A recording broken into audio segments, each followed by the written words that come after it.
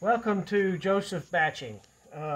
Before we get started, the operator's in the manual mode right now. They can cut parts if they want to cut parts that somebody asked them to cut before they get in the batch. They can cut parts here. Now, let's say they've been giving a batch number, and that batch number is 32138. How do you get there? You type it, go to the batch icon, and then you type in the batch number 32138. Enter. What we just did here is poll the computer that's in the central to the office. This machine does not carry a large amount of batch information.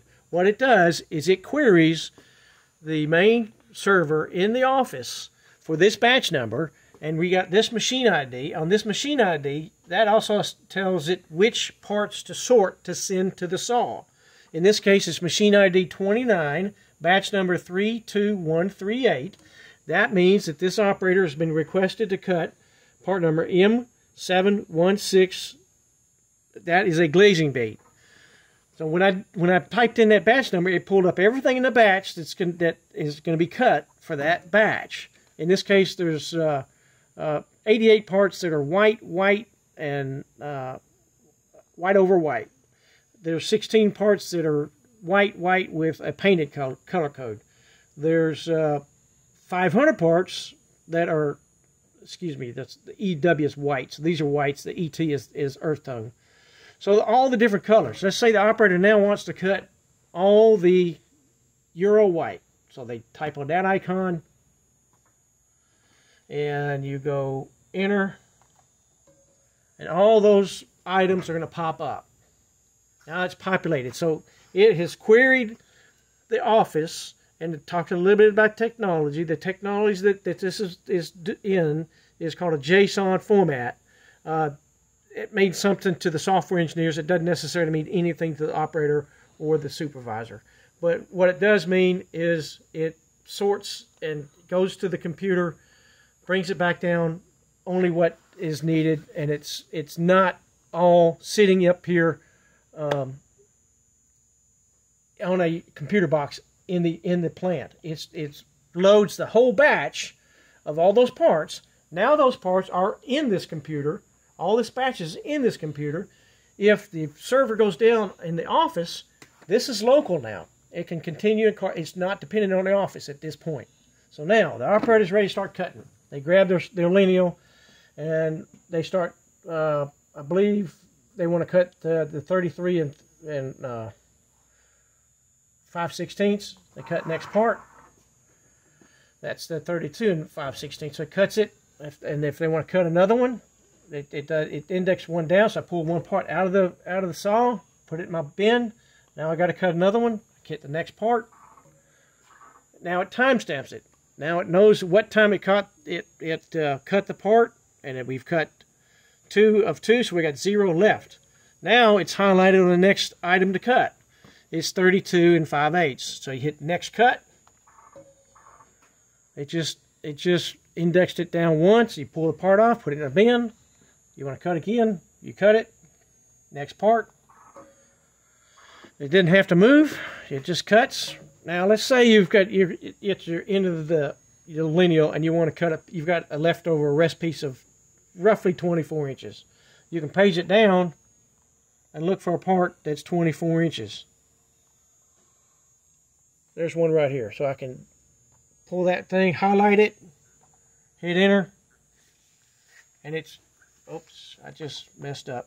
Let's pause it for a second. Nope. Right. What I did was I hit enter instead of the next cut. Just for the purpose of brevity, I got back on the screen, and we want to cut the 24 and 5/8. So now I do the next cut. Now it's going to cut that. If I don't have any more pieces of rest pieces to cut, I can go back up to the top and start up where I was.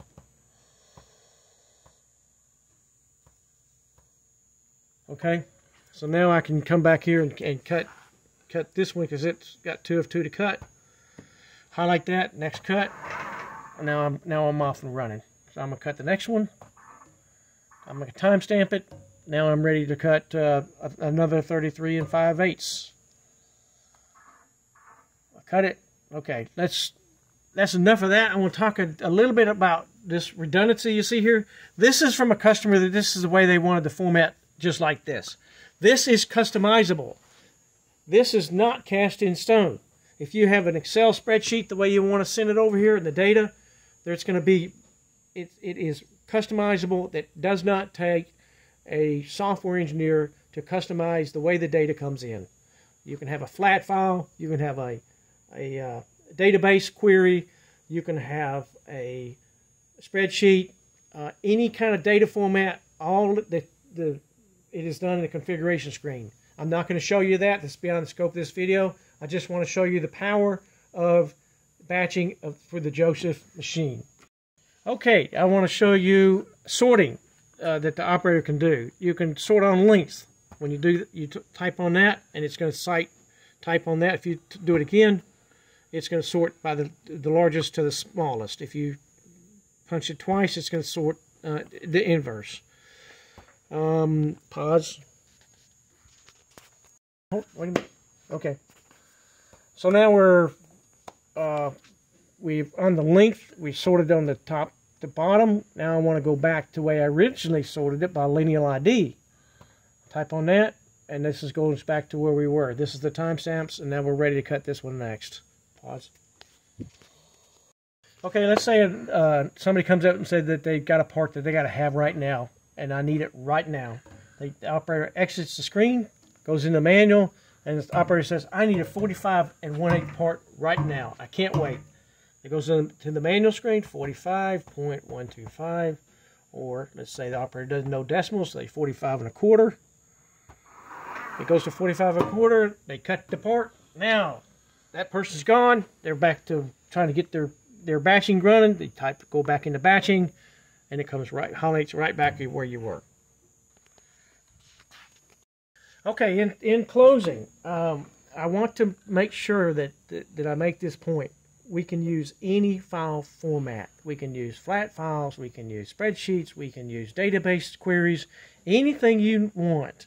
You just tell us the way, and we can. That is our business, is to capture data and manipulate the data. Thanks for taking a preview of the Joseph saw. We look forward to doing business.